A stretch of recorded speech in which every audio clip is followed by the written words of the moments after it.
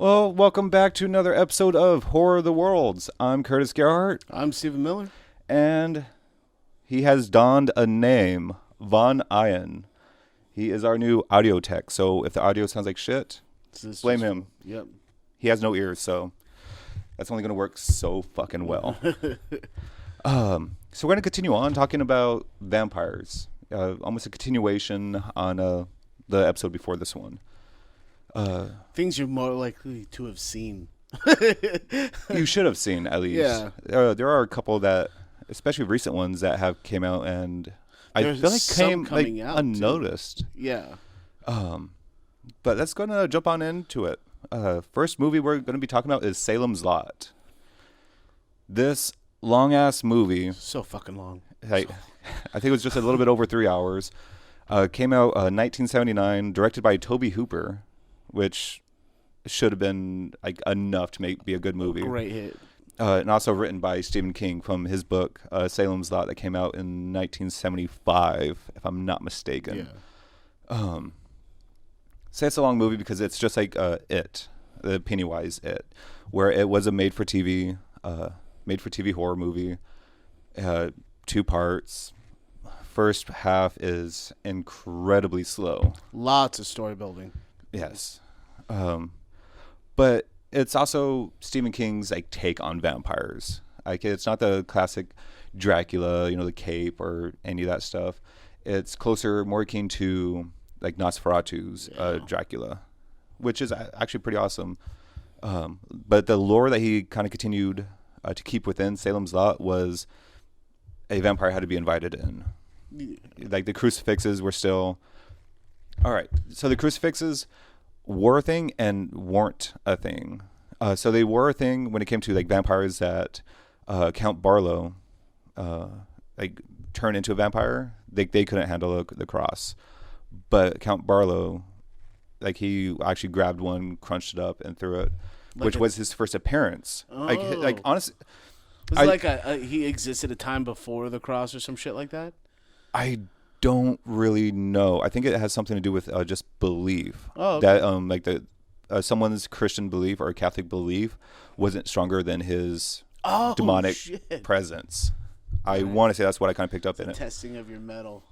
But yes, I feel like that's almost what was said as well, but not through Count Barlow, through his Renfield, because this Count didn't really speak. Like he sounded, oh gosh, what did I write down?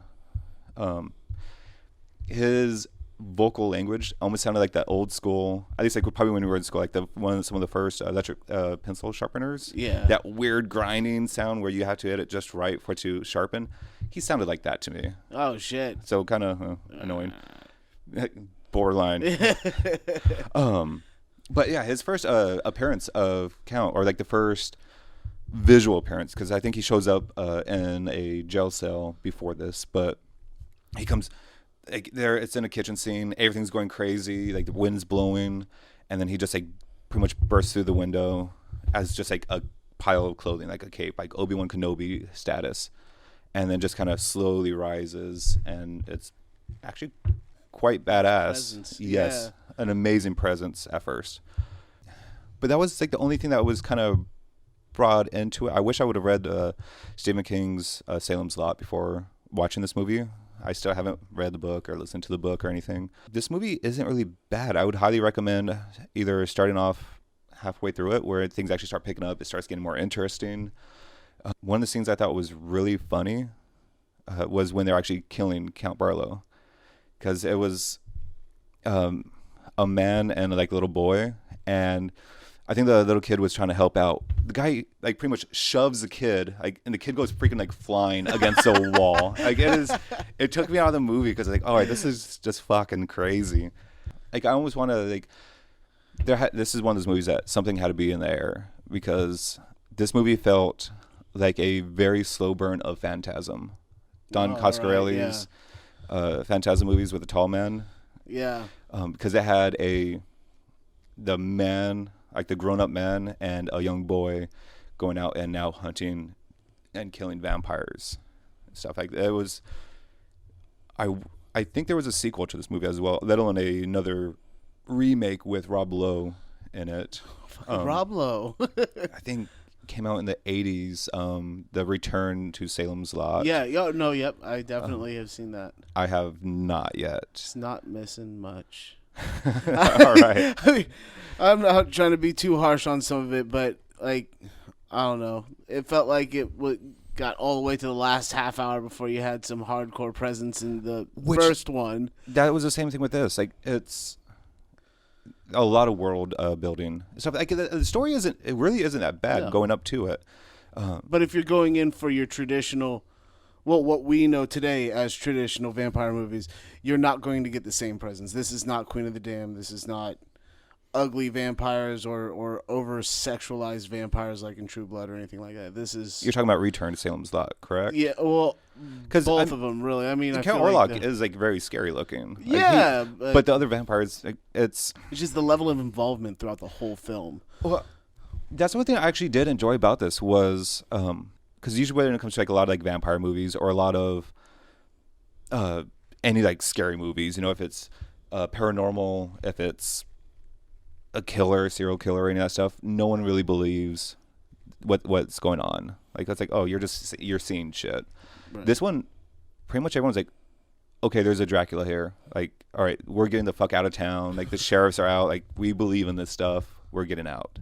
Which I really applaud Stephen King for doing that. I wish I read more of his books. I don't think I've ever read any of his books, to be honest. None of them. Yeah. Not even Christine.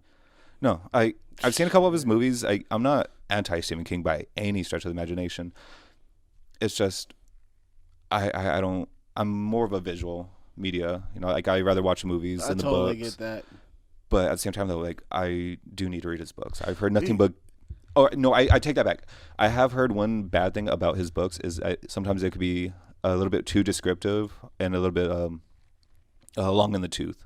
No, like where it's kind of hard to stay into the story. That's the only negative thing I heard, though. It makes this shit easier to adapt into film, though. I mean, it helps paint an image, and he still stays heavily involved when he transfers his movies over into film. I mean, maybe not as much as before Maximum Overdrive, but he definitely, like, throughout those movies, he was definitely highly involved and made sure that you captured what he was trying to capture at the very least. He will scare the hell out of you. That's what he did. And he, oh man, I really do want to talk about Maximum Overdrive. Like where I think he ended up blinding some guy because of a prop gone wrong. I think like one of the lawnmower scenes or something like that. Like the blade or something like that popped off and ended up losing some, like the guy's eye. Like, cocaine.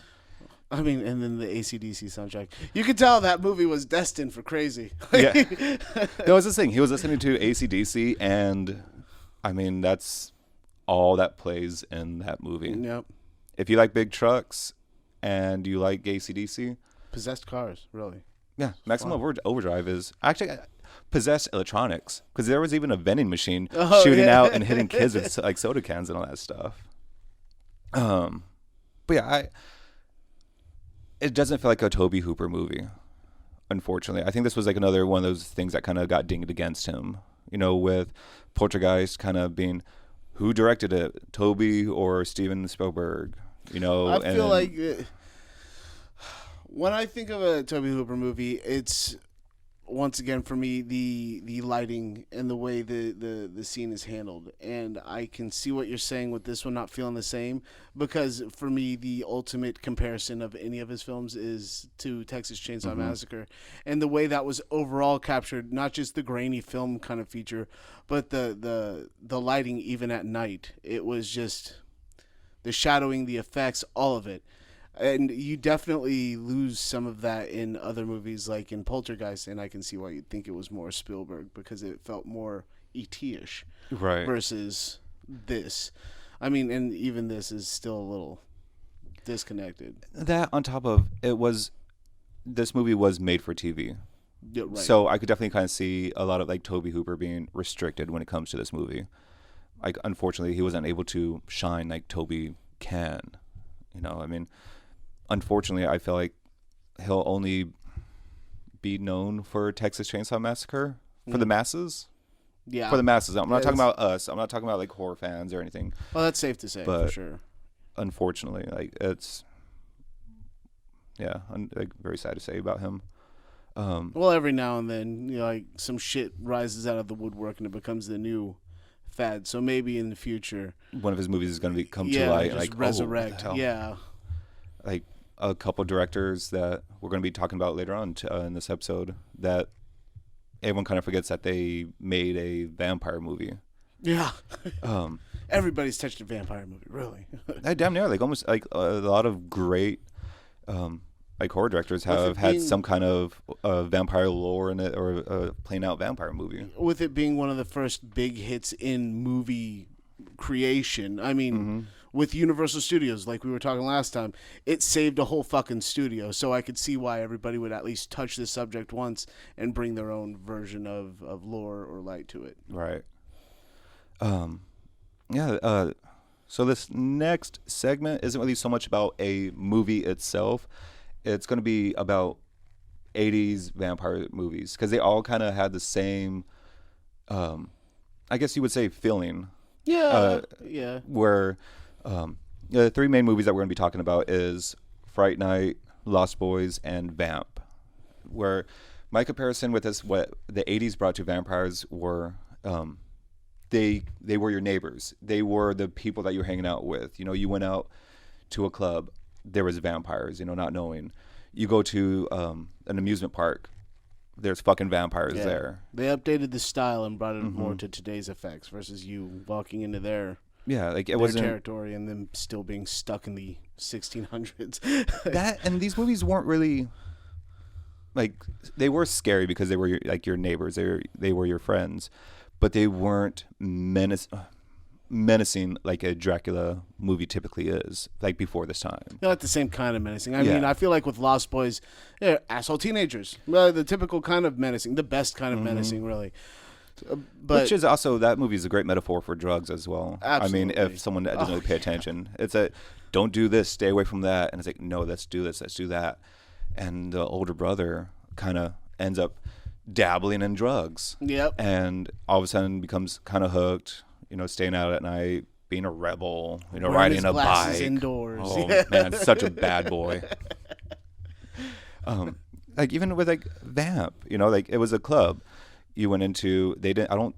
If I remember correctly, they didn't know that it was a vampire club, and you know, lo and behold, this whole little club is nothing but vampire strippers. That intro to Blade.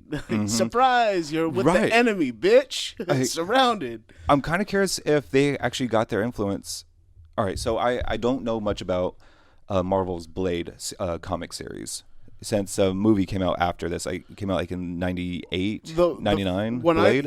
when I first looked at it, when I first saw the movie, and then when I saw that it was a Marvel, I was like, what fucking Marvel comic? Because, I mean, you stick to the basics when you're a kid sometimes. So I was a big fan of the anti-heroes, but I'd never heard of Blade. When I looked at Blade, he was traditional as far as the pop collar cape wearing kind of guy. I mean, He was a badass. He was a half-blood more than a vampire. They But changed things here and there throughout the whole series, but when you look at the original ones, I think he was still in like traditional Dracula kind of getup. well, I mean, his main nemesis was none other than Dracula himself. But I know the movie, like Blade, like it takes part in a club. It doesn't take part in, but there are a couple club scenes in those movies that are fucking huge. I used to play Blade 2, Blade 1. Blade 1. That Blade 2 definitely had the same a similar club scene, but when you walked into it, you knew what you were getting into. It was clear that it was vampires only kind of thing. So, but this one, it's like they were luring anybody in to feed. So that's why I'm kind of curious, because since I haven't really read the comics, if they did a club scene before Vamp came out, and Vamp kind of loosely got that, like, oh, let's do a club scene, that whole thing. So I don't know what predated what, or if whomever did that series that Blade movie was taken off of, you know, took some inspiration off of Vamp. I wouldn't be surprised, to be honest. Especially if it was overlooked. I mean, sometimes that's what happens. Short little rant.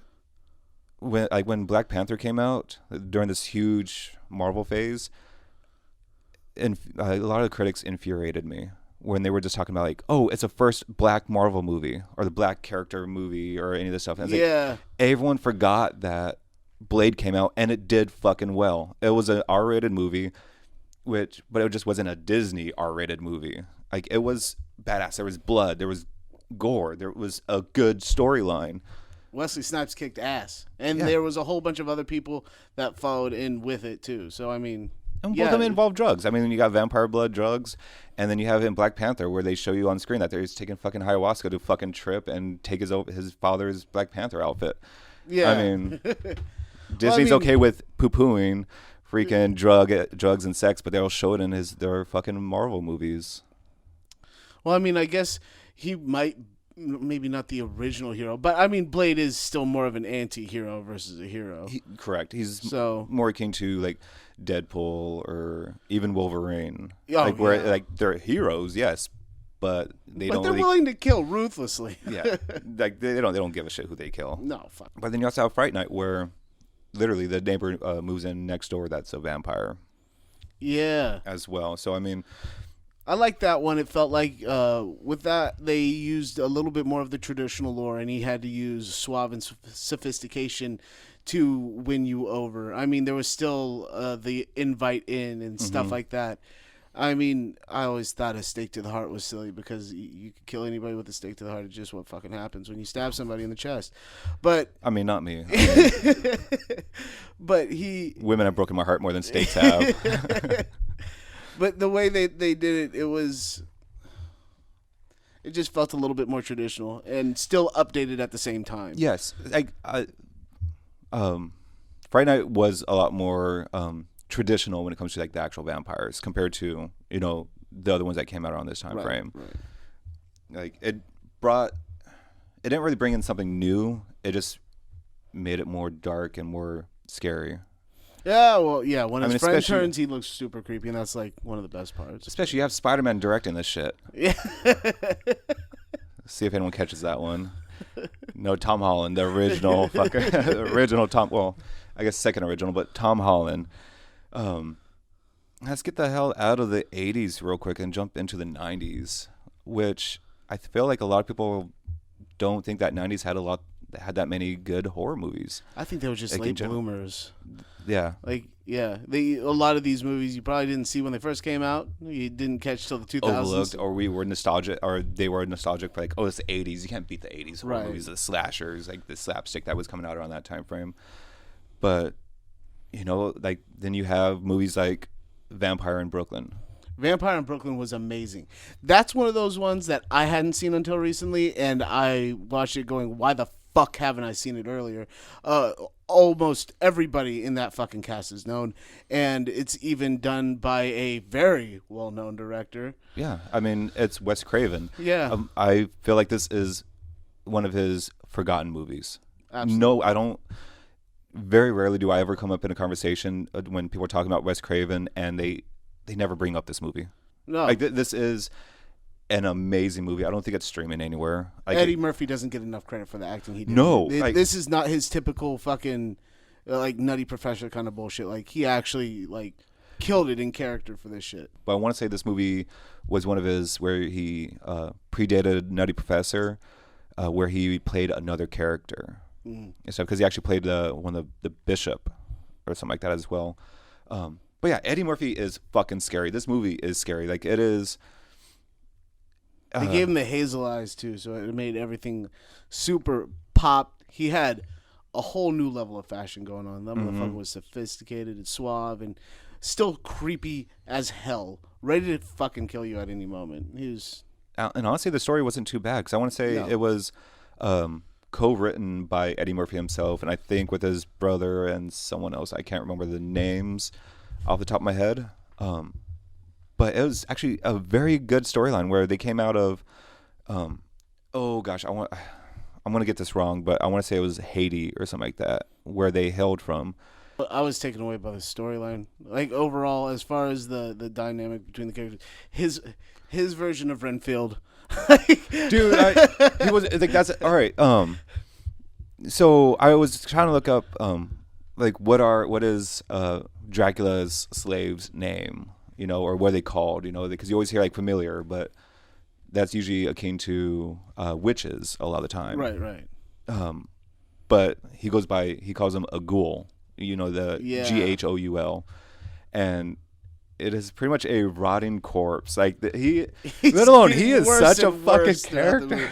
It reminded me of American Werewolf in London. How every time you see this motherfucker hit the screen, he is nastier and nastier every freaking like time. Part of it, like his hand comes off in one of the scenes, and has a white. Like, all right, so this is more akin to a blaxploitation movie, mind you, as well. It is a predominantly all black cast, but I think it's fucking hilarious on how he loses his hand and he uses a white mannequin's hand and starts doing everything with it. It's just some of those stupid little fucking jokes, and really quick too, because he deserves a lot of fucking respect. And I think he passed away quite a few years now, like maybe about 4 years as. Is John Witherspoon. Oh yeah, John Witherspoon. Which, if you don't know the name, I feel like everyone would know him from Friday. He was Craig's dad. Friday. Yeah. Or if you're into metal like us, he was the guy that was selling shit in Little Nicky. Oh yeah. Giving that freaking eye. This doodad from Africa. Yeah. He was also in he played Grandpa in the Boondocks. If you're into cartoons. Oh. So, yeah. Okay. Yeah. I have not. Leading cast. That's one of the ones cartoons everyone has always recommended to me so much. Yeah, you need to watch that. Like, he was such an amazing actor. Like, very nice dude. That's what I heard. I don't think there was ever anything negative I heard about him. Like, he was a gentleman, just fucking great guy. Like, and his acting in this movie is great as well. Like, he's a landlord, so he does play a pretty decent part, not always a huge part. Always pulling a laugh. I wish I wrote down some of those things. But so there was a lot of the same lore in this movie. The typical, fog, mist, crucifixes, even church. I mean, when Eddie Murphy turns into the bishop, they go into church, and he starts to smoke. Walks in and is like, God damn. And everyone's like, what? He's like, God damn, anyone that, whatever. So let's take this outside. The one thing that I found different was the enchantment by the end. The way you figure out, the way you could turn into a vampire. It wasn't necessarily a bite. Well, that was almost the thing. In order, when he turned him into a ghoul, it was a drop of his blood. Oh, that's true. Yes, and stuff. But that's the same way they made Renfield. But they didn't. He didn't turn into a vampire. Like, he was a rotting corpse. No. Which another way to kill in this movie. The vampires in this is a stake through the heart. Very typical. But there was a lot of he used glamour. Like, it was honestly kind of like a typical. Glamour was the number one thing. Like, it felt like Eddie Murphy's character did not need to use too much glamour to get whatever the fuck he wanted. I mean, he showed up on scene and people were already paying attention to him. Very true. Unfortunately, like with his wig, I've heard so many comments like his wig, people freaking hated it, like that mullet thing that he was wearing in that one. I am not pro animal violence, but like in real life and in movies, I'm not a huge fan of seeing this. But in this fucking movie, near the beginning of it, he fucking kills. I hate that I'm laughing, but it was just so comical on how they do it. One of the police officers, German Shepherd's, barking at him, and Eddie Murphy's character just looks at him and is like, jump. Fucking dog explodes, jumps, like fucking goes like 100 feet up in the air and lands in the freaking bay. It caught me so off guard. I felt like I needed to laugh to shake myself back into it. Like, that's what it was. God. It was so just shocking. It's like you expected the dog to kind of just like shut up, like what they normally do is like, oh yeah, just hush. And it's like, no, just boom, gone. Yeah, it wasn't like Cannibal Holocaust kind of violence. This is some cartoon shit. So that's correct. Like, it is more cartoony than anything. There was no blood or guts or anything. Like, it was very cartoonish. Like, oh my god. Oh god. Like, there was a scene in the movie too that I thought was kind of funny. I wish I wrote down who said it, but it was evil is good. Oh, I think it was actually when he was a bishop as well. Like, evil is good, ass is good, And if you get yourself a piece of evil ass, woo! But so I want to say another very famous. It's an honorable mention, because I think we'll actually do another episode about this specifically. Is John Carpenter did another vampire movie as well? I think in the 90s called. I believe it's just called Vampires, but it's a vampire western set in the modern day. Like it was. Wasn't it James James Wood, yeah. Or James Woods. Is it Woods or Wood? Piece of candy. Yeah, it's James Woods. But that movie, like again, like we do have limited time, and we can't talk about all these amazing vampire movies that came out. I mean, we already missed so many. Yeah, Dracula Dead and Loving It. That was also a 90s movie. That was fucking hilarious. Check that shit out. Making fun of the originals. Hardcore throughout the whole fucking thing. Immature as Leslie hell. Nielsen. Yeah, right. His comedy style, like, is so, like, he plays serious roles, but plays them comical.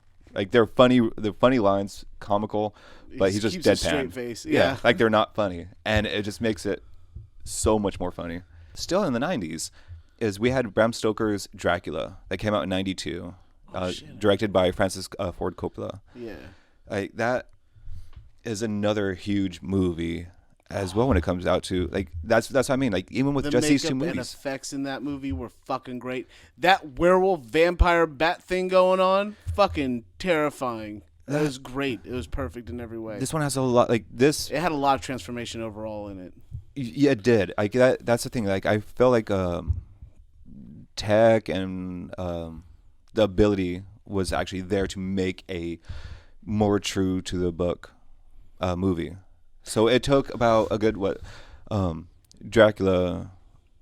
Oh gosh, since Nosferatu that came out in 22, yeah, if I'm not mistaken, was the closest representation of Bram Stoker's Dracula book, and this is the next one that stays as true to that book. Compared to all the movies I've seen, like all the other ones are renditions, different stories. Like you could tell that it got its influences off of the book, but this one is, I mean, it says it in its name, Bram Stoker's Dracula. Yeah, there's only one issue I had with it, and I armor. I love him to death. You like that armor that he had in the very beginning? No, it was Keanu Reeves. It felt like he was still trying to shake Bill and Ted. So he's like, bro, like it felt like he was still trying to shake the surfer dude in between like his Point Break. Yeah, yeah. I could see that. Like, and a lot of people say like, oh, he reined it in, or he's just not a good actor. I was like, honestly, I feel like he was gaining traction. Then it just felt like he still was that young. I feel like it worked for that part too, because I was like, all right, this is set in the 1800s during all this time. So I mean, it kind of men were more stoic. They were more just kind of deadpan back then. So I felt like if you take that in consideration, Keanu Reeves' acting kind of hit the mark really fucking well. I like the dude a lot. It's just maybe I watched Bill and Ted or Point Break too closely to watching that one, and I was relating the character a little too hard. I'm not saying that it's not there. I am not saying that it's not there. I just like, I guess that was my coping mechanism on saying like, with Keanu Reeves being a great actor. I mean, Winona Ryder, like one of my freaking crushes. Fucking amazing in that movie. Oh, I mean, let alone Gary Oldman. Gary Dracula. Oldman he is the shit in everything he fucking does. That guy is an amazing actor. Hey, I would quickly want to talk about the armor because that's like the one thing I freaking hate about this movie. The rubber suit. No, it doesn't look good. I don't like the look of it. Like it looks like muscle. It does look like muscle fibers. And it's like I was like, all right, that's kind of cool. Like as like a suit, not like a body of armor. Like it just. No, it looked like they combined like. It was like if a demon samurai was a vampire. That's yes. it. But it was more fibrous looking going on with the. And I want to say because I can't remember like in the book Dracula, if he was actually Vlad the Impaler and stuff, but they brought him into this movie where he was a Vlad. But like he went out to war, his fiance. Wife ended up killing herself, and then he took God's name in vain, stabbed a cross, blood came out everywhere, and then he turned into a vampire. Yeah. Oh, the folklore in that one's very traditional. The same thing. I definitely feel like the powers in that one were a little bit more spot on to the book. It wasn't just like, boom, I turn into mist. Like, transforming in more than one thing. It wasn't just a bat. He could do vampire or the He even human, did rats, wolf, even rats. Yeah, all kinds of shit. So it made it a little bit more fun. And for, what was it? It was like a 2-hour movie. I think it was like just a hair over 2 hours. Entertaining the whole fucking time. Kept your attention. That's the thing too. Like, it wasn't dragging. Like, it was great story leading it wasn't all up just to blood it. And guts the whole time either. It was very well put together. That's the thing. With that movie, I don't even really think of blood and guts. I know That's there what was I'm blood saying. in it, but it wasn't. It didn't take away from the movie. It added to it. Right. Yeah. But yes, it is closer to a direct representation, even down to the point of when John Harker was actually in the carriage going to Dracula's castle, being chased by wolves. I was about to say werewolves, and going through the blue flames. I was like, I love that they actually, those small little details that I don't think any other movie touched upon. No. That was in the book. So I mean, it was great. Even like the end, they had a fucking chase scene. It wasn't like a typical car chase scene or anything else, but you have John Harker and all of them going back to chase, like trying to go back to Dracula's castle, while Dracula is actually going on ship or no, by carriage. It was by carriage, I think, by the end. But it was still like, it was a very cleverly shot like chase scene, like, in my opinion. Like, I mean, fucking kudos to Francis Ford Coppola with that cast, with that crew, with adding new characters to it. Actually, I don't want to say updating the storyline. No, but doing everything that we fucking love. What most of us want when we read a comic book, we want to see what we read in the comic book done on the big screen. We want to see our imagination come to life, and he did that with the book. He brought or at least a lot of the detail that you try to put into your head and brought it to the screen, and that was beautiful. Oh, yeah, exactly. And another movie that came out in the 90s is From Dusk Till Dawn. Yeah. Oh God, that one's my fucking favorite. Which honestly, the first time Absolute I saw it, I did not know it was a vampire movie. Oh no, I didn't either. I watched it without reading anything. It just came on TV. I'm like, Quentin Tarantino, cool. Let's watch this. All right, you have a movie nerd and a doctor robbing shit. Yeah. George Clooney and Quentin Tarantino. Yeah. Like, it's a heist movie. That's what I thought it was at first. I was like, oh, it's all right. This is gonna be two great actors or great director. Quentin Tarantino's acting is not bad, but I don't really consider him an actor. No, I mean this was a Robert Rodriguez film. So whenever Robert Rodriguez and Quentin Tarantino get together, they seem to mesh one another's acting like books together, and the same people you saw in Pulp Fiction and Reservoir Dogs. You see in this movie. National Born Killers. He just combines all this shit and puts it in there. And again, this was something where they went into a bar again, or a club more so. Yeah, it was definitely a bar. It was 100% a bar. This is a like when you biker think bar a biker bar or a trucker's bar. This is what you feel like you're gonna get for sure. And Cheech Marin plays like 3 different fucking people. You have Tom Savini in it with his fucking cock gun. Oh yeah, Sex Machine. Sex Machine's the best fucking character. Which I think was also a play off of his character in a George Romero movie. I get these zombie movies really mixed up. It was Dawn of the Dead. The mall one. Dawn of the Dead, but the first version of Dawn of the Dead, not the remake with Ving Rhames in it. This is before that. You remember names so much better than I do. Well, there's some people that stand out, and he's definitely one of them. Well, that's the thing. People can stand out, but I have coworkers I still don't know the names of. And some of them are really good people. I'm just not good with names. I'm not. Yeah. Stop talking down about myself, goddammit.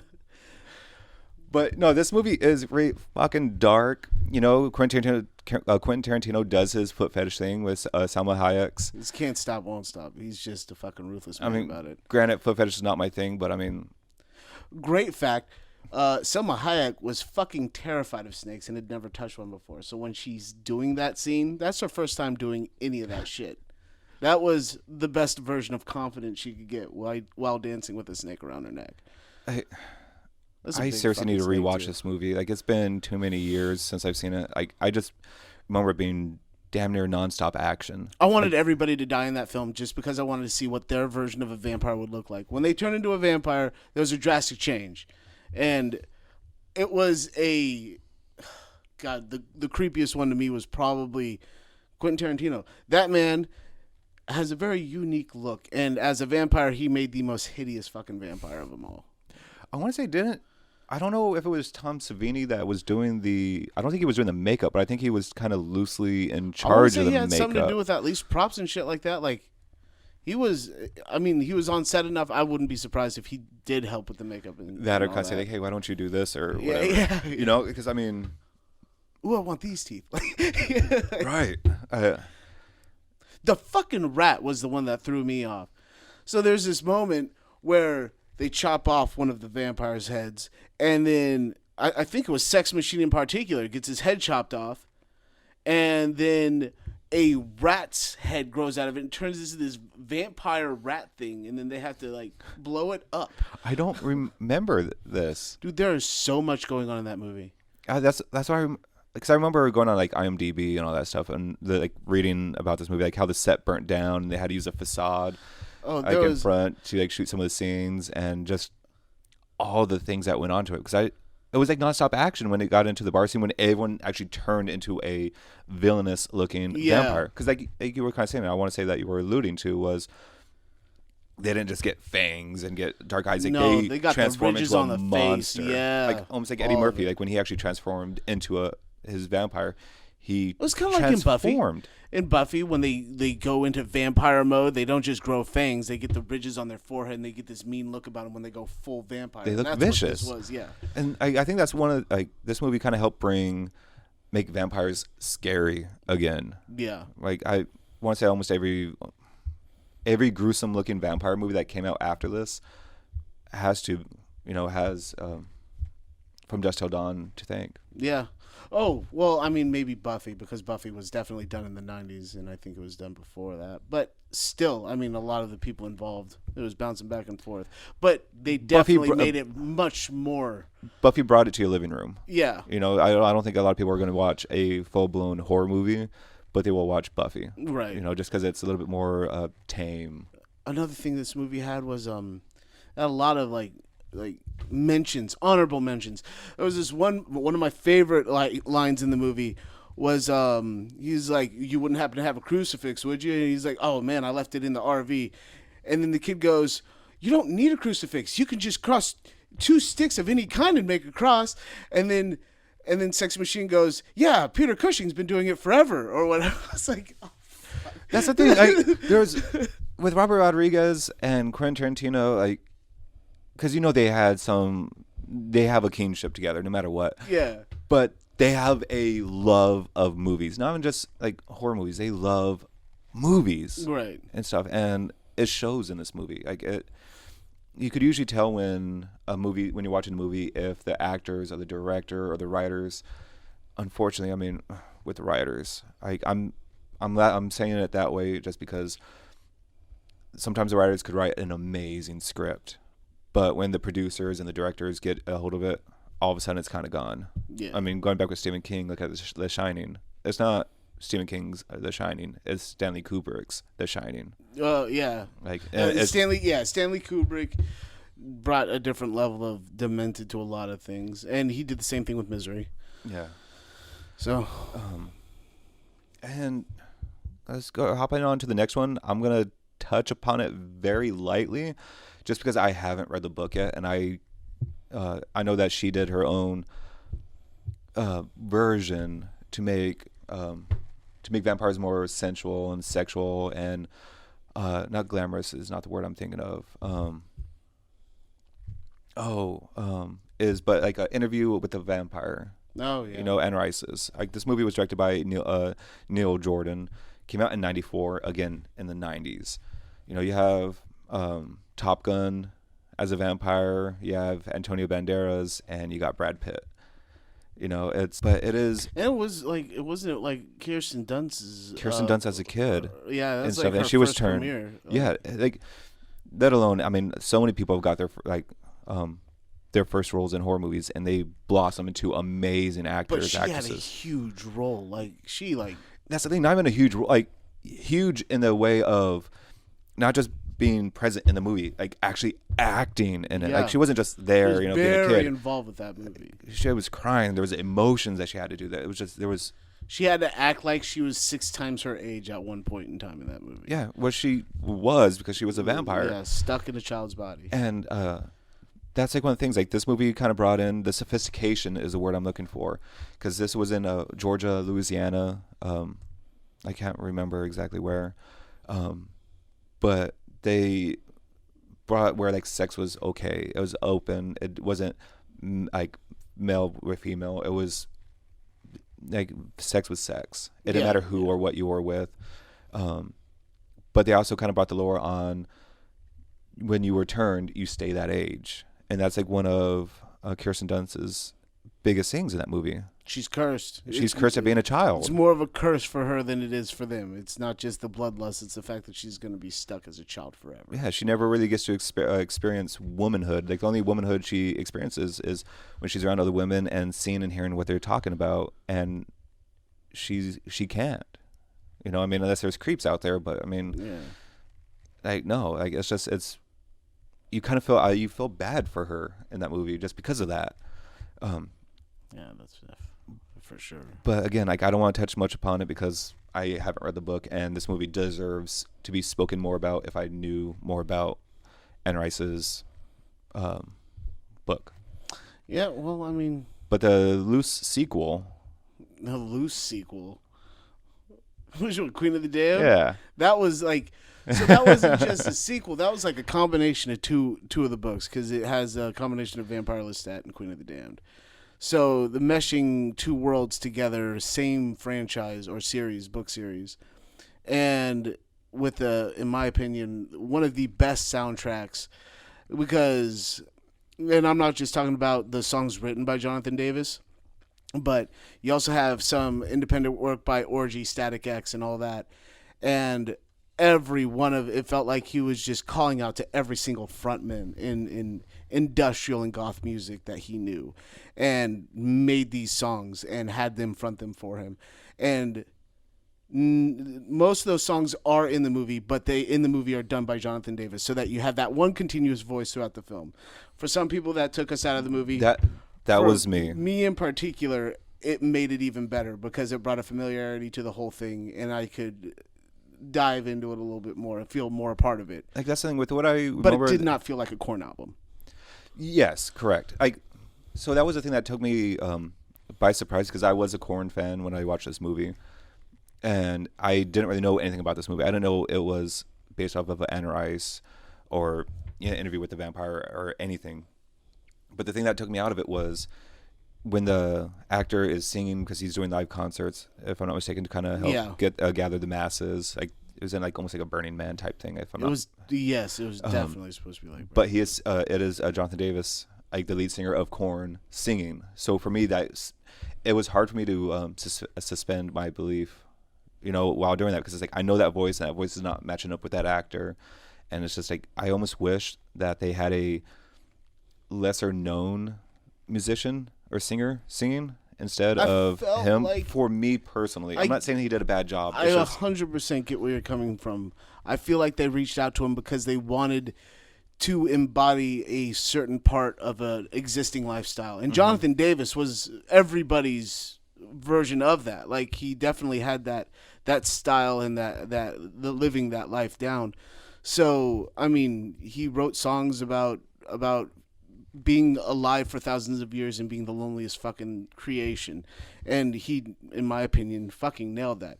But he not only did that music, he also did the scoring for the music too. It was his first time doing a scoring and working with the major orchestra and shit. So and he did amazing. He went to new levels all on his own, not just as a music writer with a band, but as a artist overall. With that being said, the rest of the movie was fucking awesome. I mean, it for a second, I didn't think you were going to say awesome. No. They updated a storyline and brought it into modern day. So it made it a little bit more fun. The rock star, it went from being like, Vivaldi kind of rock star to Korn kind of rock star, and made it a lot more sexual and fun without it being gritty. Like, these are pretty vampires. They're definitely not glittery vampires. You kind of knew I was going with that one. They are pasty dead people. And it was a nice change overall. I mean, I think that one of the things, there was a comment for that movie that made me pick up that movie to begin with, was it's Jim Morrison as a vampire. Nah, that's pretty accurate. Which that's the thing. I don't remember the movie well enough to like say like, oh yeah, like he brings that same eroticism on stage, like where it's kind of like a little bit of that sexualness. Oh, he definitely carried that throughout the fucking movie. I mean, he was bringing sexuality to every stage. It felt like with the powers in this movie, he didn't have to use the seductive too much. It felt like he already had that fame on his side, and he was naturally doing that like you'd see any rock star do. So inviting people into his room, he had his band manager do that shit for him in this movie. It wasn't him having to lure people in. It's like, was in a Renfield. We want to meet the vampire Lestat. So I think that's people to come in. Thing. They always had like a form of a Renfield. The name's never like Renfield the same, but they always had someone else getting those people for the Dracula or the head vampire for the movie. Yeah. But the head vampire in this one was the Queen, played by Aaliyah, who unfortunately this was her last film. And if I remember correctly, it wasn't finished filming before she actually died. They actually had to have her brother in makeup finish off some of these scenes. In particular, I believe the death scene. But that was a combination of CG and live action, so they were able to make things blend very well. But she made that fucking movie great. I mean, holy hell. So like a Princess Leia vampire. I really do need to rewatch this movie. Like, it's been far too long, and I honestly think the whole Korn influence on it is what made this movie not stick in with me. To be completely honest, like, I'm not hating on this movie at all. I don't remember hating it. It was just I was taken out of it. Get on Spotify and check out the soundtrack alone. I feel like it's really good. It even has Marilyn Manson up in there. While you're on Spotify, give us a listen and a follow. You're damn right. That's Horror of the Worlds. If you need a link, go to YouTube and you'll be able to find. Oh, fuck off. But yes, like, definitely listen to the soundtrack. But that movie kind of brings us into the 2000s. Queen of the Damned came out in 2002, directed by Michael Reimer. Ribbit. But this movie has a lot of sentimental value to me, and it made vampires scary. And it's 30 Days of Night. Oh, yeah. Directed by David Slade, based off of a comic book, like a graphic novel. And I already forgot his name. Oh, gosh. Maybe I might remember it. The actor? No, the one of the creators that made 30 Days of Night, the actual graphic novel, Steve Niles. Oh, like, he's the one that kind of helped bring. I think it's Steve Niles. No, it's IDW. Oh shit, and stuff. But he was the one that kind of helped bring horror genre back into comics. Like, he kind of helped usher him, not just him. There was other writers and artists that kind of helped usher it in, but he's one of quite a few. Yeah. I like that they actually put this into place. Like, don't get me wrong, Seattle's dark as fuck, but it is not 30 Days of night. No, here in New Zealand. Fucking Alaska. Oh, all right. Well, whatever. It was shot in New Zealand. Another Kiwi movie. But yeah, no. Some serious hate you're going to get there. I have no viewers in New Zealand, so I am okay with them hating me. But yeah, if we have anyone in New Zealand watching us, I'm sorry. Not really. All right, but no. But that's the great thing about this movie too is Alaska. They have 30 Days of Night, which is how the Earth spins and all this blah blah blah blah blah science. But it's not. They weren't doing things at night. They don't have like 12 hours to get their shit done. It is purely 30 days of just pure torture, darkness. You know, so much gruesome going on. Like, it's just such a dark, fun movie. God, the practical effects, all of it. Like, I mean, they probably use gallons of blood for this shit. Making a guy just to throw him into that damn chipper. That's the thing. This movie, like a vast majority of this movie was practical effects. I mean, down to the was it the Epsom salt to be snow on the ground. Oh yeah, which gave a lot of people was it conjunction, because everyone had to wear contacts and stuff. Oh so shit! Like all the salt and some of the snowflakes horrible. and stuff were actually like bubbles and all this shit as well. But I want to say that the term for that is like conjunction or something like that. Right. But like when shit gets kind of stuck in your eye with the contacts and all that stuff, and it's just that sounds like sandpaper. there are so many like horror stories like in that movie just because of it. Like it's worth watching over and over and over. So again. you have salt getting kicked in people's eyes on top of contacts. And those fight scenes were not light either. You had motherfuckers getting dragged through that stuff and throwing snow up everywhere. And that's the thing. It's not just like, oh, they hit and a cutaway. It's like, no, you actually see this violence. You actually see the blood. You see the gore. You see, right? Oh yeah, They speak a different language as well. They actually, I want to say this is like their one of the first movies that brought their own. I shouldn't say the first movie, but they have a made up language for this movie. Okay, it was made up. I was wondering what I mean, it wasn't just the cry that he did. No, like I wish I could remember that cry. But that like they sounded prehistoric. Yeah, like no, they were evil. Like they weren't just like Tomahawk. sadistic or like they were sadistic, but they weren't glamorous. They weren't pretty. They didn't change over. They were just mean, vile. They looked beast. different, but they definitely weren't. They were in between normal, and it looked like they were. If they stuck around long enough, they started to mutate. I mean, you had one guy that looked like Marilyn Manson back in the 90s. You Yeah. had one of the guys that looked like, I could never remember how to pronounce his last name, but David, the lead singer of Disturbed. Like if he actually cut off his goatee, the guy looks like him as well. But those sharp, nasty-looking teeth, blacked out eyes, and that's the thing too. Like their teeth weren't fangs. Like they were like shark's teeth. Yeah, you know, like they were meant for shredding. Yeah, like I guess more like akin to like snake's teeth, because when I think of shark's teeth, when it comes to like vampires, I think of Fright Night. Oh yeah, all right. But these like they were like sharp as pencils, like thorns. Like they were something that would just fuck you up. I love a lot of the shots in this movie. For instance, when the vampires first start taking on the whole crowd of people, they finally come out of the woodwork. They had this drone footage of the vampires just cleaning house throughout the whole city, and it's just doing it from an aerial view. Dude. Blood splatter, people go down, and then fire and stuff. And this isn't yeah. CG fire either. Like blow shit up. This movie, like, if you like practical effects, this movie's a watch. If you like mean vampires, this is a watch.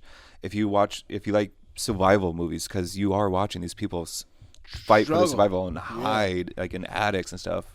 There's like even a very short stint like where they're in an attic with everyone, and one of the guys' dads has Alzheimer's and stuff. I was like, that is like such an unneeded like plot, not plot hole, but just like unneeded bit of story that they could have left out. Very realistic. But that's the thing; it adds another layer of. You just need to go find your fuck. mother. Mom's been dead for a while. Yeah, I think that's what makes this movie so much more scary. Yeah, because it feels closer to real. Like it feels more real. Yeah, one of those moments where a stoner kind of saves the day with this one. Speaking of that, this was the first time I got high. Was when this movie came out. That's awesome. Like so, that's a hell of a movie. That's like one. That's why this movie has like such a great like sentimental value. Like I could give a shit if this movie was bad. No, but it still ended up being good. Like I think I saw the ticket stub and stuff of like going out to the theaters and watching this one and going out to Spirit Halloween afterwards. It was like I don't remember that many days. I don't remember that many things, but like I remember that day a lot, especially for being stoned for the first time. I remember this fucking movie. Yeah. Like, I think I even went to like Farmer Boys. Like, I'm trying to get sad. I missed time. Oh gosh, I wish that there was like more to really like kind of say about this movie. I mean, other than how fucking amazing it is. really, overall, I didn't know some of the vampires till after this movie, but everybody in there is an all-star actor. I mean, Josh Hartnett, this is in my opinion, one of his best fucking movies. Because, not just because I'm a horror fan, but because it felt like he just dove into the character and did something out of a comfort zone. If you see, the last thing I saw before this was like 40 Days and 40 Nights, where he's not necessarily a sex addict. Well, I guess a sex addict. Hooked up, broke up with his girl and shit like that, and decides to go 40 Days and 40 Nights without even touching himself or anything like. It's a huge difference. This is not like The Faculty either. This is a new level of involvement for, in my opinion, his acting. So he's not just a teenage kid anymore. He's doing shit. An actual actor now. Yeah, he's grown up. So fast. But granted, this is '07, so I mean, he's well grown up now. But also, if you like stunt performers, actually, some of the stunt performers were vampires, like real life vampires. Like they weren't acting or anything; they were like legitimate vampires. But no, but that was like kind of the great thing because they already had the makeup on, so they didn't have to pretend to be someone else. So they were actually stunt actors being vampires and doing stunts on camera. So even if you have that respect towards stunt people, yeah, like give them some credit. Like definitely gonna give them credit. This and Death Proof. Yes, like I think we're finally coming to a day and age where stunt performers are finally getting some kind of recognition. I mean, there's a new movie coming out. Well, depends on when anyone's listening to this. Like a new movie here in 2024. 2024. That's supposed to be based off of a stuntman. Yeah. Stuff. So I mean, and they make fun of the fact that he's a stuntman and nobody's gonna miss him. Yes. So you need to go out and find the guy that you're doing the stunts for. Damn it. Yeah. So I mean, finally they're getting some finally they're getting more recognition. Yeah. And we have another one here in 2008, which is a Sweden film. Let the Right One In. Yeah. Directed by Tomas Alfredsson. I believe you said that you've seen this is one of the ones that had a American remake. Yes. And then the original one here. Yeah, the American remake, from what I understood, I haven't seen the original, but from what I understood was almost just copy and paste almost, but I'm not quite sure, so I'm waiting to hear you talk about the other one. Wouldn't be surprised because this is a very... Also, a time gap in between the two of them, I feel like. I don't think there was... Maybe not. Are you talking about like when it was shot or the remake, the American remake? I can't remember her name. The girl from Breaking Bad, Hit Girl, or not Breaking Bad, Super Bad. All right. What is it? Super Bad? Kick Ass. My bad. Jesus Christ. Yeah, from Kick Ass. All right, bring up the same Kick-Ass guy too. from Super Bad was in there, but Hit Girl from Kick Ass. She plays the young girl vampire. So I feel like she's pretty close to the same. It takes care of the kid next door. Or stands up for him. Yes. All right. So it is pretty much the same, going based off of that. Like this movie is a very cute, sweet movie. There's one thing in the movie that you'll hate, because I freaking hate it. And before I get into what the movie is, it is shot in the snow, and the kid, Oscar, his nose runs throughout the whole fucking movie, and you just see his snot, and you just like, wipe that shit off. Like, they shot that shit in the cold, man. Yes. Sniveling children. But see, that's also the great thing about this movie is, so you have a young kid, Oscar, that's getting bullied. He's an outcast. Like, he collects clippings of, I think, murders that were going on. He's just almost ostracized. Just a very lonely kid. Unnecessary hate for the kid, but yeah.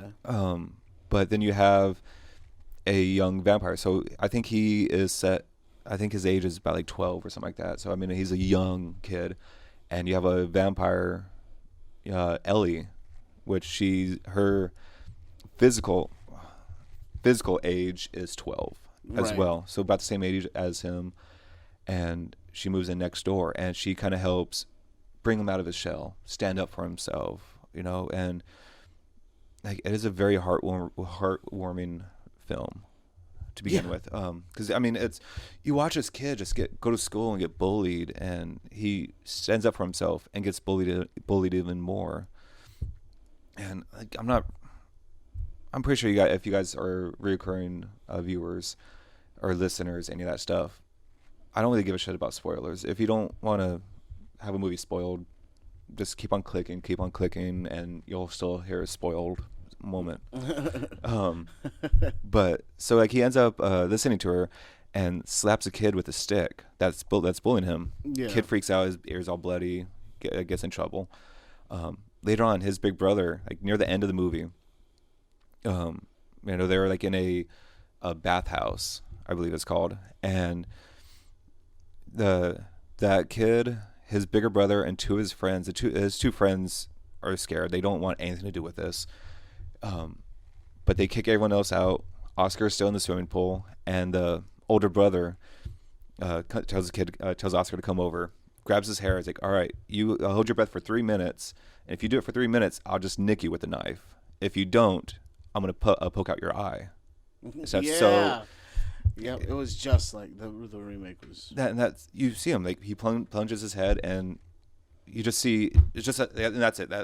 That's a scene, like it's underwater, and you just focused on Oscar, and you're like, all right, what's happening? Then you hear some noise going on, and all of a sudden you see the whole Ace Ventura like pet detective scene when it wasn't the shark. I think it was a shark that was pulling him back and forth in the water. Yeah. You kind of almost see that in the background with one of the kids, and then you see a decapitated head fall in the swimming pool in the background, and then all of a sudden you see a hand fall, like the hand that was holding his head under, fall into the pool and stuff. And Ellie came and like saved his life. Like to me, it's just like it's heartwarming. It was beautiful. It is. I mean, it's like I don't know another way to kind of describe this movie. I mean, it is a very fun, very enjoyable movie. It's something that you don't have to really like read because it is in another language, but you can just watch and enjoy this movie. Like you don't need the subtitles to understand it. It's just the American version isn't an exact copy from what I've heard, but it's just as good. I mean, I always try to go back for the originals when I find out it's a remake. And that's I feel like some of the story. I want to say this is actually based off of another novel, but it's like going back with Kirsten Dunst in an interview. I feel like this is if you followed her storyline to a point, because you have a little kid. Like, what do kids do? Like, kid vampires. Like, how they live their lives. Like, where they, like, they're a child. Yeah. I mean, physically still a child, even though they could be 100-some-odd years old. But this is, like a vampire story not made for kids, but in a kid's point of view. Right. I mean, I highly, highly recommend this movie, like, to anyone. I think it's currently streaming on Hulu, if I'm not mistaken. So give it a watch. I can't speak for the remake, but all right. And the last movie we're talking about is possibly one of my more favorite enjoyable movies that have came out relatively recent, that spawned a TV series. What We Do in the Shadows. I have not seen the movie, but I love the TV show. So the movie is directed and written by Jemaine, Clement, and oh gosh, are you able to pronounce his name? If I see it. Taika Waititi. Yes, him. I could never pronounce his name. I could hear it, and I cannot read. But you saw my notes. You like my notes? Yeah, no, it's easy to read, but hard to pronounce. I'm sure I said it wrong. But this is also another New Zealand movie. Yeah. Like, New Zealand is full of a lot of bangers. Anything that comes out of there just seems to be fucking amazing. I got a few zombie movies there. But I digress right now. But yeah, What We Do in the Shadows. So if you've seen the TV show that's on the FX, if you've seen the first season, it is pretty much this movie, just spread out within, 6 episodes? I think the first season is, or 10 episodes, including the original actors in the TV show from the movie. It has different characters, but still. Yes. I'll quickly talk about the movie. So the movie, and I guess I can't really talk about the movie and not the TV show at the same time, because both are shot the same way. So imagine The Office, both vampires. I feel like that's the best way you can describe this movie. No, that's accurate. It's a mockumentary. Yes, for sure. It is. It is such a. Oh my gosh! I wish I could put this movie in words, like on how just for someone that hasn't seen it, because it is kind of deadpan. It is funny. It is comical, and it's what if these 100,000-year-old, like hundreds or 1,000-year-old vampires were set in now day and age. They don't know technology. They don't know any of this stuff. Like in this movie, they have it where they didn't know about computers and stuff, and they watch the sunrise or like the sunset or something like that for the first time on a computer screen and stuff. Like, they were like all kind of freaking out, and it's like it's just. I can't just watch this damn movie. It's on Hulu. Like it is. I wish I could describe this movie. The TV show. I can't even describe the TV show with it. It's just as hard to describe, but it feels like they take into recognition anybody that's ever been a vampire in movie history. That's the thing. My favorite thing about that is real. If they played a vampire in a movie, they're a vampire in real life. So they have like Wesley Snipes up in Danny there. Trejo. Yeah. It's fucking great. I think they even make fun with Wesley Snipes in it, like when they're in the Vampire Council, where he's fucking up his computer. It's not my Wi-Fi. I have the best Wi-Fi. And he's in the daytime too, and everyone else. I was like, oh, Daywalker. But. Oh my gosh! I know I'm not selling this movie. They even had Paul Rubens up in there, and he was only a vampire in the first Buffy the Vampire Slayer movie. It's a really good show about, and it's witty as all fuck. Matt Berry, in my opinion, is the star of the sumbitch because that guy's delivery is gold. He is full of one-liners. I first came across Matt Berry with the IT Crowd. Oh, okay, yeah. That was on Netflix for a while, and that was just like, who is this actor? And I love him already because it's just that weird, borderline Leslie Nielsen. Yeah, kind of. I mean, he reminds me of Nicolas Cage in a way too, because Nicolas Cage is always Nicolas Cage as that eccentric. But I kind of say the Leslie Nielsen part because he's deadpan, like he's serious, but he says some of the most funny and most outrageous shit. But that's kind of like even with this movie. Oh fuck! I guess I'll kind of just talk about things that happen in the movie because that's the only way I could go along with this. I mean, they have fucking werewolves in this movie. Like even werewolves are real. I think they even have it in the TV show. Oh yeah, the infamous battle of werewolves versus vampires. We're werewolves, not swearwolves. And they act more like fucking dogs. I mean, they're like golden retriever kind of. They even do that in the movie, where they had the whole fake thing on, oh, here's a ball, and they pretend to throw a ball, and then when the guy kind of goes after, it's no, they're. That's the thing. They don't take the movie serious. It is geniusly written and shot. And this director has done so many good. He made Thor good. Our Flag Means Death is another TV show out there that's fucking amazing that he was in. He was in He was recently in a couple Marvel films. He's just fucking everywhere right now. Mm-hmm. And this show in particular, as of now, is from what I understand, on its last season. They're putting out the final season. Haven't yet, but they're putting out the final season. Yeah, season 6, I believe it is. And really, I mean, there are so many stars in this show. The character that plays Guillermo recently has picked up. He was in. He's been in a lot more movies too recently, and that. Yeah, I feel like this show definitely helped him gain traction. Mm-hmm. He's a fucking great character, Gizmo. And that's also one of the great things, we were just kind of talking about, where people from the movie is in the TV show. Even again, there's the cops in the movie are the same actors as another New Zealand TV show, Wellington Paranormal. Oh yeah. So Wellington Paranormal is pretty much the same exact thing as a movie, where it's you're following two cops. They're kind of dipshits for the most part, but each episode has a certain theme. I think one was a demonic possession. One's actually ghost.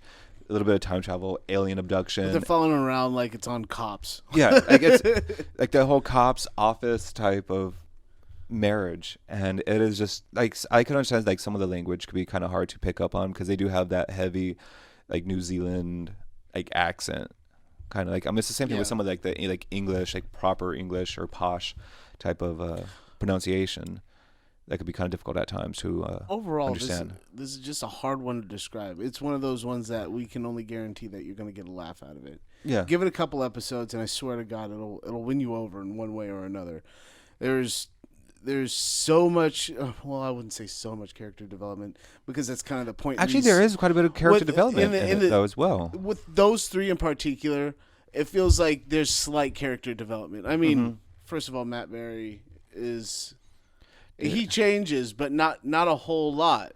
Later on in the seasons, like he gets more depth. He does get more depth, but overall, what made them funny is the fact that it's been eons and these motherfuckers have not changed.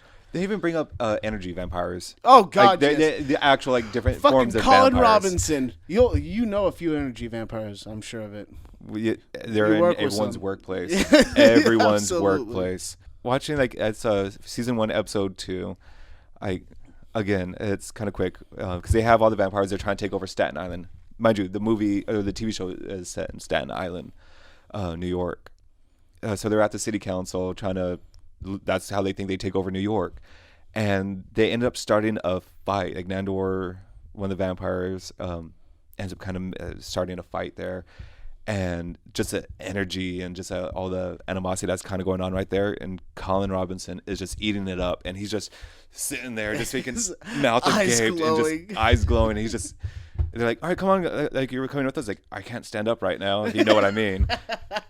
But it's just his look of just like enjoying. It's just, oh my God, like that's the only way I could ever sell this movie is it's The Office but with vampires, and it's funnier.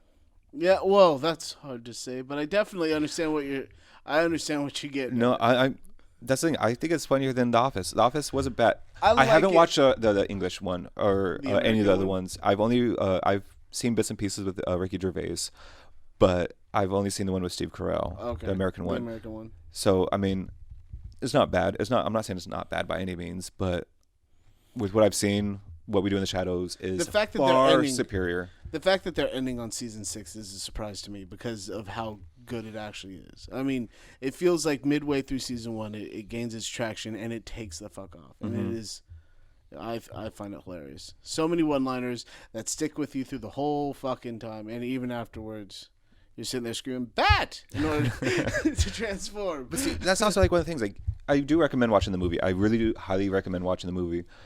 But I also do say like the. Season 1 is the movie, but with filler in it. Yeah. Good filler, mind you. Like, I mean, all of it's fucking entertaining. We're going to kind of clump these together because I feel like this is what kind of made vampires kind of big and extremely marketable and into everyone's life. Twilight kind of... I hate you. Unfortunately, Twilight made vampires really big in the whole tween... I'm upset. Where it made vampires less scary and more lovey-dovey, pretty. It's not even that fucking kills me. It's the fucking glittering and the standing in the sunlight. All we do is sparkle like disco balls. It fucking kills me. Hey, disco's great, man. There's discotheques. Fuck you and Kiss. Disco. The thing is, I feel like it's more of a Fae movie. If you were to explain it like Faes, I mean, the whole we don't need to eat humans and da-da-da-da-da. I mean, like... It feels like it's more of a fairy kind of movie versus a vampire movie. But I must agree, it definitely gained a new crowd and it brought on new things because I do not feel like we would have things as well developed as True Blood, which I do enjoy. I feel like it did Twilight help other companies actually bring in like True Blood, Vampire Diaries, the originals, even like Supernatural. I think helped out a lot with this, where they realized there was a market, so they oversaturated it. Yeah. You know, like much like The Walking Dead helped kind of usher in like zombies again. They flooded the market like with hordes of zombie stuff. That's what I feel like Twilight was. I just feel like the catalyst to it all. Fucking cute. It fucking kills me that it was cute. It was adorable. Jacob or Edward? No, none of it. None of that. Well, I felt bad that I'm a fucking horrible person all the way through. I don't give a shit. But so if I had to choose, so all right, we're at odds. Someone's a team Edward, someone's team Jacob. You guess who? Yeah, that's how we're gonna talk about them. Like they deserve a mention. Like honestly, like it's. I another thing I disliked about it. And it's not the movie's fault in particular. I blame you, the people that watched it. That's what Washington's known for. Out of all the fucking things, now. What the fuck? I mean, now we have the Kraken, so Cthulhu's and shit like that. We have some Lovecraftian lore going on for whatever reason, even though he was on the East Coast.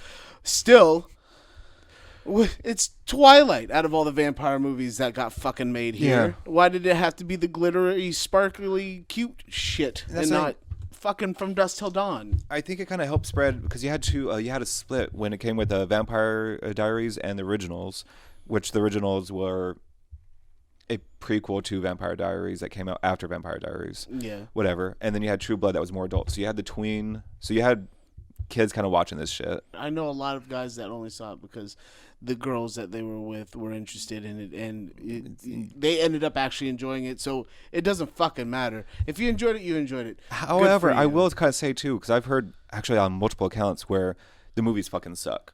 Or because I watched a movie because of my girlfriend or wife or whomever I was with, but they end up reading the book. I was like, the book's great. I've heard a lot of that. I've heard the book is really good. So I mean, whatever. But you have like the adult like True Blood. Then you have like the old tween Vampire Diaries type thing. So we did have a split where, ushered in. If you want some more like up to date modern vampire TV show, True Blood's actually really not bad at all. True Blood's kind of. I feel like True Blood is what Stephanie Meyer's. I believe that's the book, the author's name.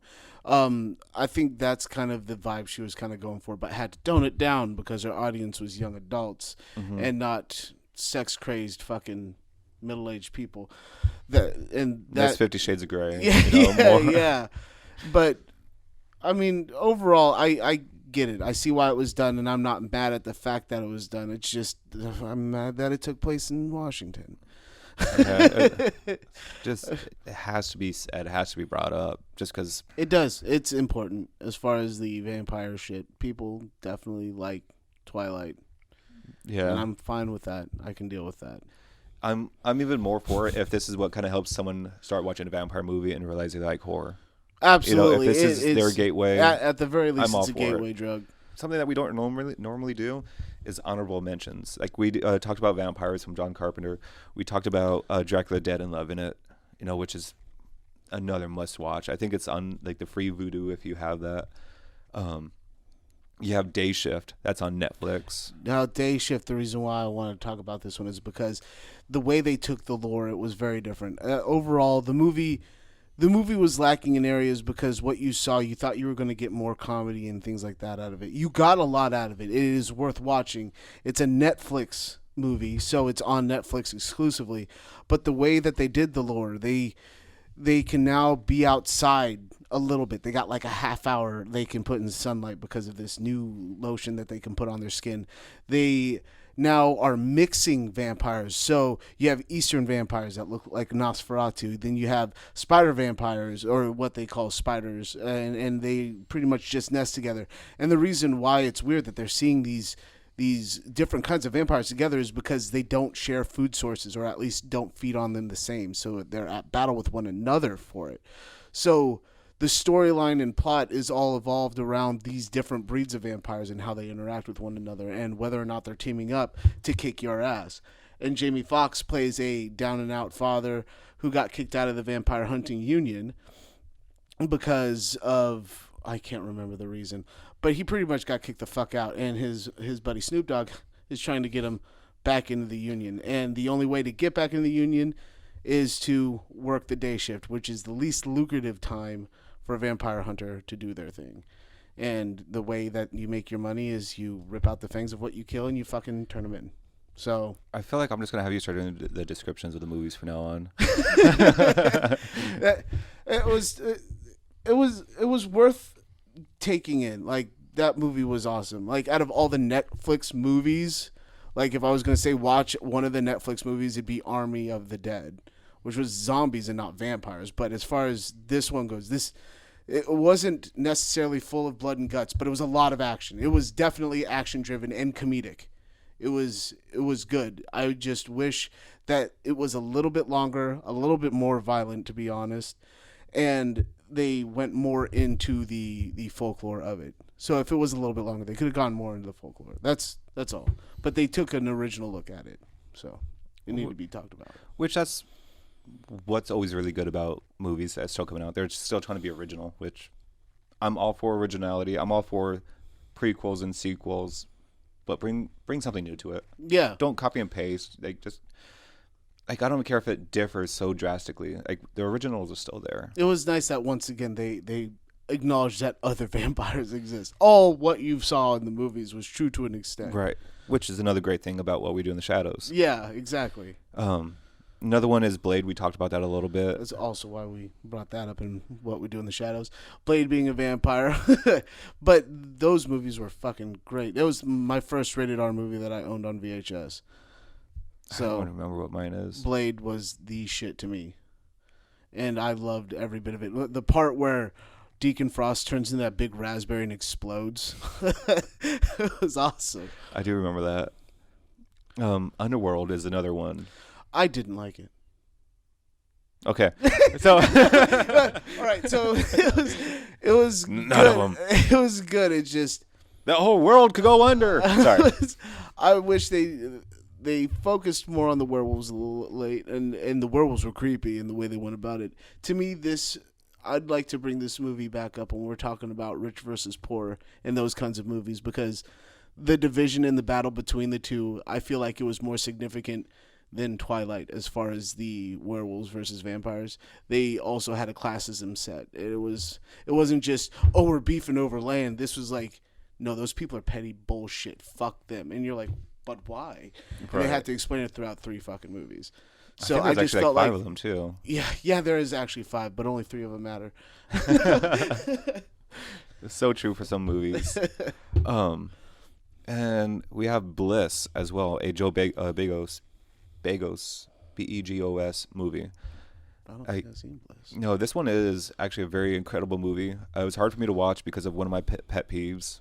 But you do have a female artist, because I say female because it kind of, you do follow her, and her gender kind of plays a little bit of a part, not a huge part, but some of a part, just because of being almost looked down upon, being as a female artist. I want to say it's set in LA, but oh gosh, I cannot describe a movie like you fucking can. No. So yeah, you do follow a woman, a female artist that doesn't know that she's been turned into a vampire. She doesn't know, like, she thinks that she's just on drugs. Oh, for the most part. that's So interesting. that's the thing. Gotta Like, be you scary as fuck. and you also don't even know, realize that it's a vampire movie until I told you it's a fucking vampire movie, where you just think that it is just a drug-riddled, dark movie. I really don't want to ruin this movie, to be honest. Like, not because I can't describe it that well, but I want to say it's on Shudder, it's on Vudu, I think it's on Amazon Prime. It is available out there. That's juicy. That makes me want to go home and fucking watch it. Shit. Like, the one thing, if it's a turnoff for you, like it is kind of for me, it's the same reason why I couldn't get through Shameless, is it has a woman like crying and moaning, like the moaning kind of crying throughout the whole movie, and it's just me personally. It's like just something in my head. It's like, I can't do this. You're wearing on me. Yeah, like not when it's like for like 30-40 minutes, or if it's multiple episodes. Like, I'm all for it, whatever. Like, if it's pushing this, it does push the story forward, but it wears me down. That's just me personally, I mean, It sounds like what a movie does. It's playing with your emotions a little bit to drive the storyline. Kind of does. Let alone his movies are fucking amazing to begin with. I mean, even his recent Christmas movie, Christmas Bloody Christmas. If you want a good fucking Santa movie, like this one, that movie is fucking phenomenal. God damn, that movie is so much fun. And another one is Renfield. The one that just recently came out, I think 2023. I enjoyed 22. it. The only disappointment I had is I thought Nicolas Cage was going to be more in it. That is honestly that is one of my 2 complaints. And honestly, one of 2 complaints of that movie. It's very rare do you say, this needs more Nicolas Cage. We need more Cage. Like, this is part of the whole Cage-assance that was happening. You have Nicolas Cage playing Dracula, which he's always wanted to do. He's villainous. You know, he's not really sweethearted. He's a fucking dick. He's an asshole. Yeah, but he's that boss you don't want. And that's exactly it. You following Renfield, you know, throughout the whole movie. You know, it's a bigger plot point with Renfield is, you know, actually eating insects and giving them superpowers. But the thing I don't like about this movie, other than Nicolas Cage not being in it enough, is the fight scenes. I knew you were going to say something about it. It's actually what I enjoyed.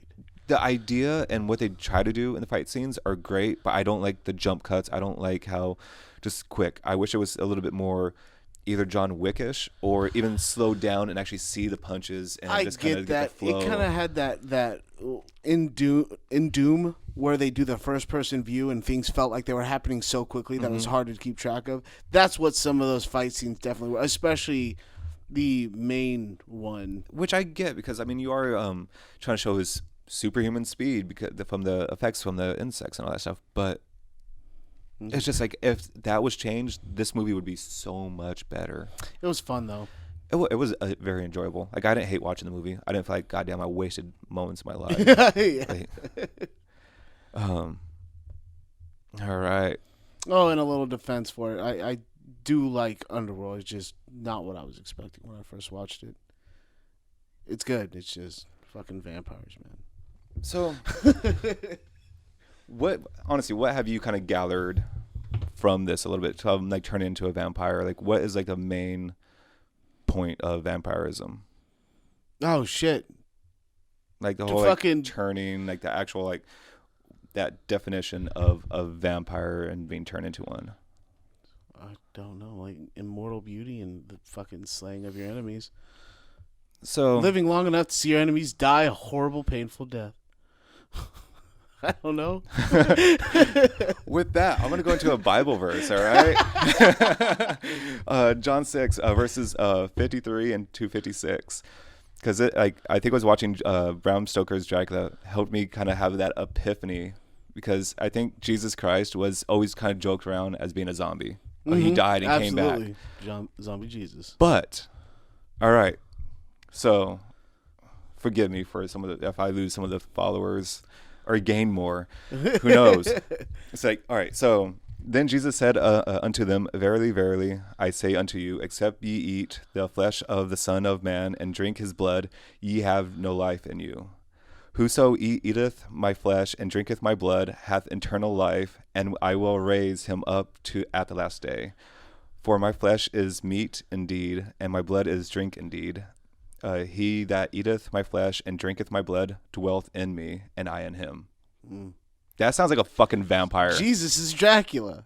So I kind of feel like any religion that kind of takes that whole communion with the bread of Christ as being his flesh and bone, and the blood of Christ, you're taking part of some of the biggest vampire LARPers ever. Fuck yeah, like Black Mass. Like that. So that I feel like. Or Midnight Mass. My bad. Midnight Mass. Black Mass is something else.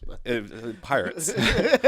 But so it's like, all right, he's giving you your blood so you can live eternally. What does Dracula do to make other vampires? Yeah. Like, they give blood so they have eternal life. And power, yeah. Well, there you go. Yeah. There we go. Jesus is Dracula. There you go. Yeah, have fun. On that note, have a horrible day. Fuck you, Bridget. Fucking Bridget.